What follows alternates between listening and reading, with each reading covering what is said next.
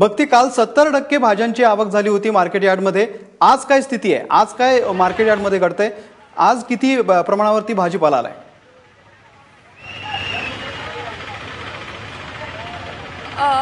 अमोल, आता सागरनी जसं नाशिकहून सांगितलं तशीच परिस्थिती खरं तर पुण्यात सुद्धा आहे.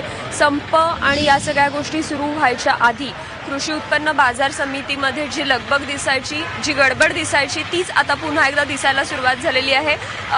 गाड्या ज्या आहेत त्या नॉर्मली यायला लागलेल्या आहेत. आज जवळजवळ 1083 गाड्या ज्या आहेत त्या आलेल्या आहेत आणि एक प्रकारे आजूबाजूला सगळीकडे एक नजर टाकली तरी लक्षात येत आहे की कारभार जो आहे तो बऱ्यापैकी म्हणण्यापेक्षा खूपच पूर्वपदावरती आलेला आहे. सर, काय परिस्थिती आहे? आज नेमक्या कितीशा गाड्या आलेल्या आहेत आणि कालपर्यंतची परिस्थिती जी होती ती आणि आजची परिस्थिती काय फरक दिसतो? आज जवळजवळ 1083 गाडी आवक झालेली आहे. सरासरीचे 100% आवक झालेली आहे. काल 888 गाडी आवक होती, जवळजवळ 90%, 91%. आणि बाजारातले सर्व व्यवहार सुरळीत चालू आहेत.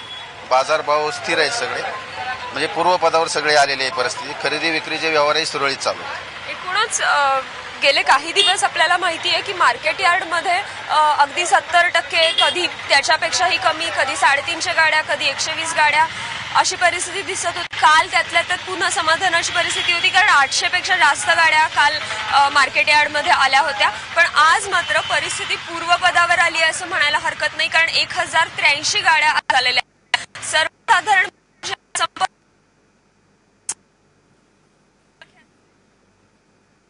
1200 गाड्या मार्केट यार्डमध्ये येत असतात आणि त्यामुळेच सरासरी 100% आवक जी आहे ती आज झालेली आहे आणि मार्केट यार्डचा सगळा कारभार जो आहे तो पूर्वपदावर आलेला आहे असं म्हणायला हरकत नाही. अमोल.